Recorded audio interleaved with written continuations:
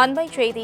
சட்டப்பேரவை வளாகத்தில் எஸ்பி வேலுமணி மற்றும் செந்தில் பாலாஜி இருவரும் நீண்ட நேரம் ஆலோசனையில் ஈடுபட்டுள்ளனர். விஜயபாஸ்கர், இசக்கி சுப்பையா உள்ளிட்டோர் தற்போதைய சட்டமன்ற உறுப்பினர்கள் 10க்கும் மேற்பட்டோர் அவர்களுடன் ஆலோசனையில் இருந்துள்ளனர். எஸ்பி வேலுமணி மற்றும் செந்தில் பாலாஜி தற்பொழுது ஆலோசனையில் ஈடுபட்டு வருவதாக தெரிவிக்கப்பட்டுள்ளது. அதிமுகவில் உட்கட்சி பூசல் நீடித்து வரும் நிலையில் தற்பொழுது நடைபெற்று வரும் இருவேறு சந்திப்புகளும் அரசியல் களத்தில் முக்கியத்துவம் வாய்ந்ததாக பார்க்கப்படுகிறது.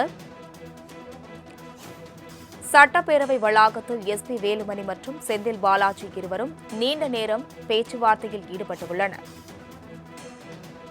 இதுகுறித்த கூடுதல் விவரங்களுடன் செய்தியாளர் நந்தினி வழங்க கேட்கலாம். நந்தினி, வணக்கம். தற்பொழுது சட்டப்பேரவை வளாகத்தில் எஸ்பி வேலுமணி மற்றும் செந்தில் பாலாஜி முக்கிய ஆலோசனையில் ஈடுபட்டதாக தெரிவிக்கப்பட்டுள்ளது. இதுகுறித்த கூடுதல் விவரங்கள், இது அரசியல் களத்தில் எப்படி பார்க்கப்படுகிறது?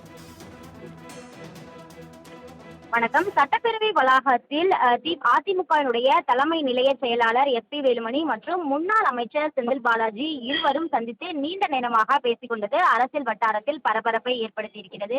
குறிப்பாக எஸ்பி வேலுமணி, விஜயபாஸ்கர், இசக்கி சுப்பையா உள்ளிட்ட முன்னாள் அமைச்சர்கள், தற்போதைய சட்டமன்ற உறுப்பினர்கள் 10க்கும் மேற்பட்டோர் நீண்ட நேரமாக மாறி மாறி ஆலோசனை மேற்கொண்டிருக்கிறார்கள். அதிமுகவில் உட்கட்சி மோதல் நீடித்து வரும் நிலையில் இந்த இரண்டு வெவ்வேறு சந்திப்புகளும் முக்கியத்துவம் வாய்ந்ததாக பார்க்கப்படுகிறது. குறிப்பாக பார்த்தோம் என்றால், ஏற்கனவே இபிஎஸ் தரப்பை பொறுத்தவரையில் அவருக்கு ஆதரவு தெரிவித்து 17 சட்டமன்ற உறுப்பினர்கள் சட்டப்பேரவை செயலாளரிடம் நேரடியாக சந்தித்து மனு அளித்திருக்கிறார்கள். அதாவது அதிமுகவுடைய சட்டமன்ற கட்சி தலைவராக இபிஎஸ் தொடர்வார் என அந்த மனுவில் குறிப்பிடப்பட்டிருக்கிறது.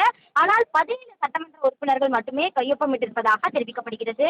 இருந்த போதிலும் கூட பார்த்தோம் என்றால், பெரும்பான்மையாக 30 சட்டமன்ற உறுப்பினர்கள் எஸ்பி வேலுமணி மற்றும் விஜயபாஸ்கர், இசக்கி சுப்பையா, சி.வி. சண்முகம் உள்ளிட்டோர் தனி அணியாக பிரிந்து செயல்பட்டு வருகிறார்கள். கடந்த 3 நாட்களுக்கு மேலாக தனித்தனியாக இந்த ஆலோசனை கூட்டங்களும் நடைபெற்று வருவது அரசியல் வட்டாரத்தில் மிகுந்த பரபரப்பை ஏற்படுத்தியிருக்கிறது.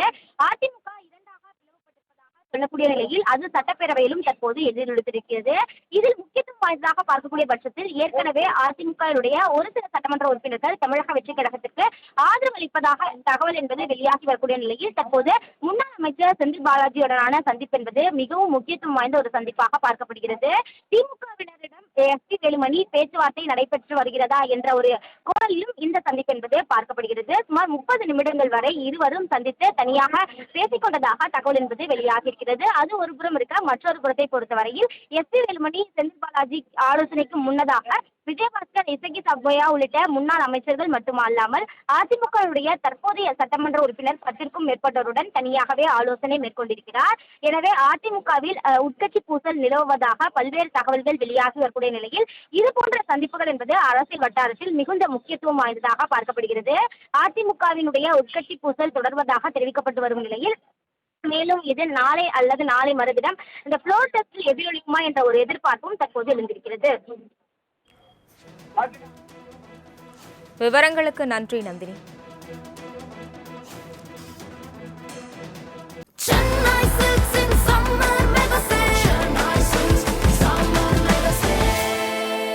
The Chennai Silks in Mega Summer Sale.